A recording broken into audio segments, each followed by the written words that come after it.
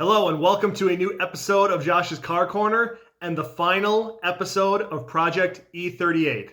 The project has now come to a conclusion, and I know it's been a while since the last episode that I dropped about it. That's because there are a lot of little ticky-tacky things that I had to fix in between then and now in order to get this project to its conclusion. So I'm going to take you through everything I've had to do. So in the last episode, you'll recall that the only way I was able to start the car was by jumping the starter relay and closing that circuit myself to get the engine to start, and then the car would run. Well, I came to find out that actually there was nothing wrong with the starter circuit at all. It was working fine. However, the E38 conversion changed one thing that I was not expecting.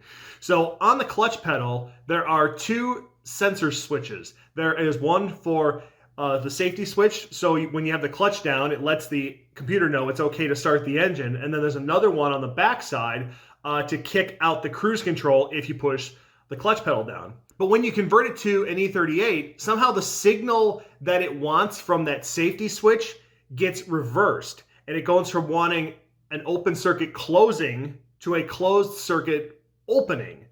So what was happening is I was pushing the clutch pedal down all those times I tried to start it before, and I was inadvertently turning the safety switch to an inactive position. And I didn't even realize it until one day I was on the computer with the Tech 2 software on, looking at it, and I realized that when the pedal was up, the safety switch was active, not inactive. So one day I just tried to crank it with the clutch pedal up, and it fired right up. So that was an easy one to fix. Now, making it so it is acting as a safety switch again, I haven't solved that. I've just been running around starting it with the clutch pedal up. I think I have a solution to it, but it's a very minor issue that we'll get around to at some point. I'm pretty sure I know how to fix it, but it hasn't been relevant to getting this project completed, so I haven't monkeyed with it yet. The other thing that was happening was when I would run the car, the ABS and the traction control were not working. They were in a disabled state. There were a couple of troubleshooting codes coming up for it. The issue was actually the operating system I was using itself. I was using an operating system, a Holden operating system that was for a 2006 VZ SS Thunder Ute. And what I came to find out is that the operating system itself sends specific data to whatever ABS module the car is supposed to have. Now, Utes come with an ABS module that only has 3 outputting feed lines going to the brakes. So it's got a left front and a right front, and then it's got just one line going to the back. Because it's solid rear axle, it actually has one line going to the back that then just gets T'd, and there is no rear ABS. It's different to a GTO where we have 4 output lines on the ABS module, and we also have 4 wheel speed sensors, one for each corner. So that's what was causing the error. So what I actually needed was the operating system out of a Commodore, which was a very hard thing to find because they only made VZ Commodores with Gen 4 V8s for like 6 months. And I needed one that was also a manual transmission. So I'm looking for a diamond in the rough, and the problem is when you go on Australian car sites and looking at car ads, they don't display the VIN like we do here in the States. So I had to basically ask somebody who owned one of these cars to give me their VIN so I could get the operating system I need. And after asking for about a week, fortunately someone did. But once I got that operating system installed on an E38 and configured properly, now the ABS and traction control were working the way they were supposed to, because the ABS module that comes in the GTO is the same ABS module that comes in a 2006 VZ Commodore. I did have to change the configuration of the ABS module too. I had to tell it that it was now installed in a 2006 VZ Commodore with a manual transmission and a Gen 4 engine. So now it talks to the computer, ABS and work. I can turn it on and off with the traction control button. It all works perfectly. One more problem that came up is when I started doing my tuning with my wideband. I was doing my MAF tuning, and I got daily driving part throttle stuff dialed in pretty good, and I was just getting started working on wide open stuff. And the first time I went 100% open, wide open throttle, and then lifted my foot off, the car went into limp mode. And it had no power at all, and I had to stop on the side of the road, clear the trouble codes for it so the throttle would start working again, and then I was able to drive home. And every time I went wide open throttle, I could go 100%, and everything worked fine. But as soon as I lifted, it went into limp mode. And at first I was thinking because I have a gold blade throttle body, the configuration is different. And even though it was working with the E40 computer and I had zero issues, somehow the configuration with the E38 was a little different. And in Australia, those cars came with the silver blade throttle body, and it was calibrated to work with that throttle body, and it wasn't going to work. Well, once again, I got saved by the Tech 2 software because I recognized when I would put the pedal to the floor in the GTO, the pedal position would only ever go to 99%. It would never go to 100%. So I looked in the tune file and noticed that in the tune file, the max throttle opening position was set to 100%. It was set that way from the factory too. So I thought, well, what if I just change that so the max rotation it goes is 99%? So I changed that, and then I also changed the throttle map. At full throttle, it would only go 99% as well. Went out there for the first time, put her to the floor, lifted it back up, no limp mode. So that problem is fixed. ABS and traction control work again, and I can now start the car without having to monkey with the relay. So that fixed all the big problems.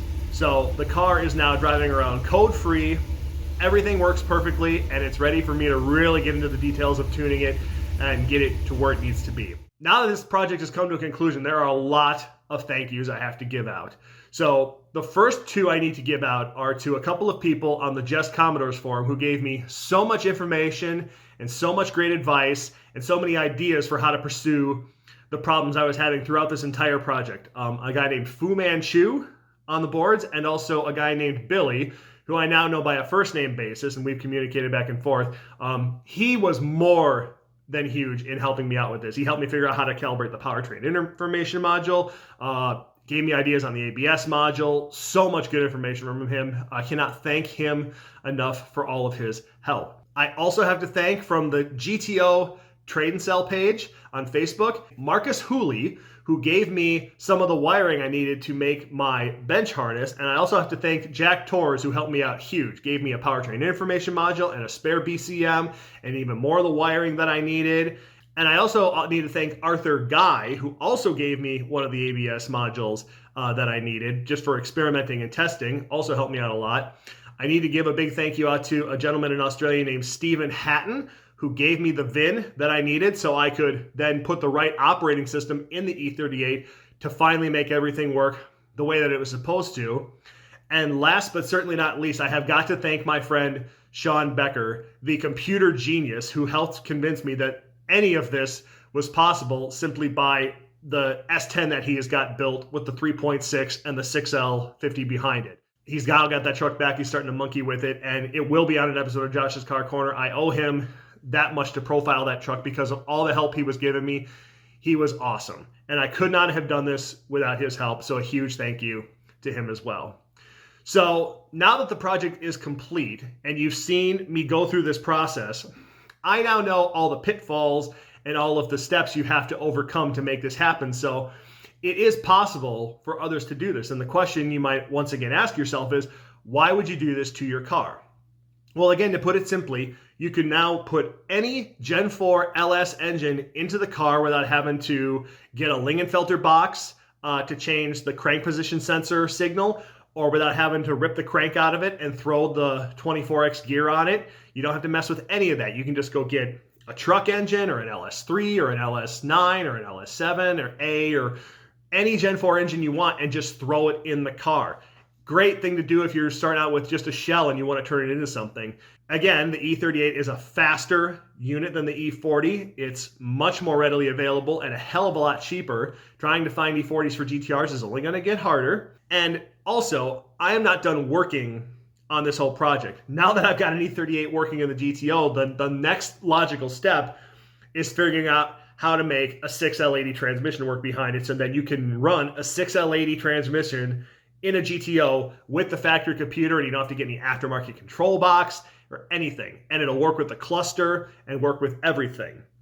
So that is why you would want to do this.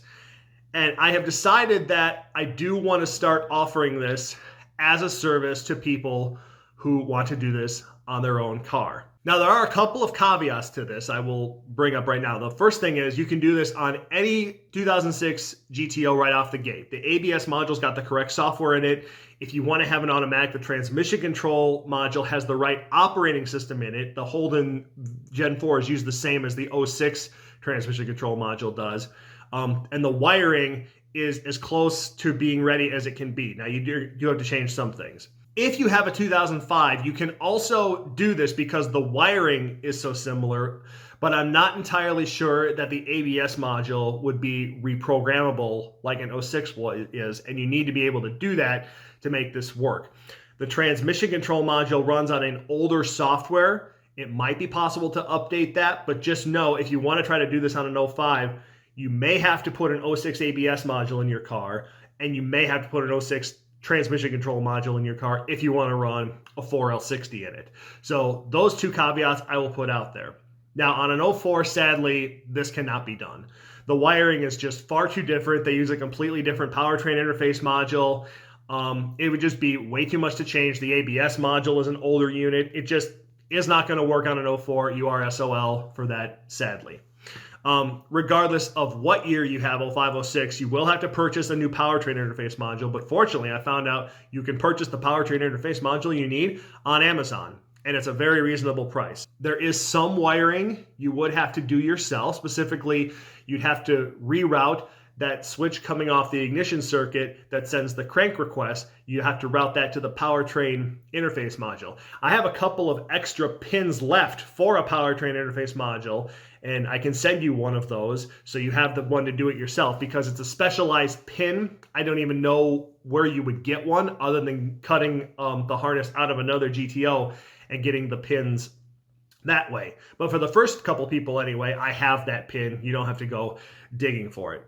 Now, as far as rewiring the harness, if you are skilled and you want to take that task on yourself, I can send you the schematics I made up of how you have to repin everything. I actually made up a detailed schematic that's color-coded that tells you all of the wiring you would have to change on the engine harness and the body harness in order to connect it all to the E38 computer. But then you would be responsible for finding the E38 connectors yourself because you're going to have to put all that together. And the other thing is you have to decide, if you're doing it yourself, you don't necessarily have to cut the body harness on the firewall like I did. Now, if you wanted me to do it, you could have me do that, but then you're still going to have to repin the other half of the body harness yourself when you get everything back. In that case, you might want to go through the difficult task of taking the whole body harness out of the car where it goes behind the passenger footwell, where it goes up to the fuse box. If you did that and you wanted me to just pin it all so nothing had to be cut, I could do it for you. That is up to you. The other thing you would have to obtain is you would have to go to the dealer and you would have to get a build sheet for your car. The build sheet gives you the security code for the body control module, and it gives you the security code for the powertrain interface module. Without those codes, I cannot program anything for your car. They are essential. So you would have to go and get that. Now, sometimes you can walk into a dealer and they will just give it to you if you give them a VIN. Sometimes they make you prove that you own the car, so you might have to take a title in or something. So that would be on you to solve. I'm not going to do that for you. You'd have to go get it yourself. Understand that I have got hundreds and hundreds of dollars into this project trying to figure all this stuff out, and a lot of hours trying to figure this stuff out. I have not figured out what I would charge for all of this yet. I've got some ideas in my head, but I want to see how the first person who wants me to do this for them would want to proceed, how much of it they would want me to do, and then that will help me figure out prices for everything. But whatever the prices are, I want to let you know that any profits that I make from doing a conversion like this for people, I'm going to put toward putting the crewman back together. I decided, because I want to put it back together, but I have a big upfront investment I have to make in that thing. I have to buy an engine, a transmission, an exhaust, a rear axle, wiring harness, and basically a whole interior to put that thing back together. So I got a lot of money to spend before I can do anything to the crewman. So hopefully that's a little incentive to pay if you feel the prices are a little too high. But I feel like my time is worth something, and I do want to help the community, but I feel like I'm entitled to a little something back for all of my efforts as well. So with that, I'm going to wrap this episode up. I'll do an episode soon with me driving around in the GTO, getting back to normal. I'm desperately excited to get in it and just go for a day trip, which I haven't done in a little over 2 years now. Really looking forward to being able to drive the car properly again. Thank you for watching this whole process. I hope it's given you some ideas and you've learned some things about the GTO and how it's built. I'm very glad this all worked out, and I'm hopeful it will help the community keep more GTOs on the road. That's always one of my driving forces, is to keep as many of these awesome cars on the road as possible. So if it can help you do the same thing, then I'm all for helping you out. So once again, thanks for watching Josh's Car Corner. We'll see you soon.